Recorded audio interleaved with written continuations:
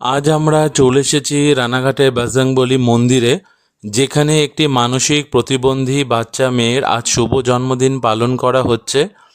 মেয়েটি কন্যা সন্তান হিসেবে জন্মগ্রহণ করায় এবং সে কথা বলতে পারে না, তাই তার বাবা তাকে ছেড়ে চলে গেছে।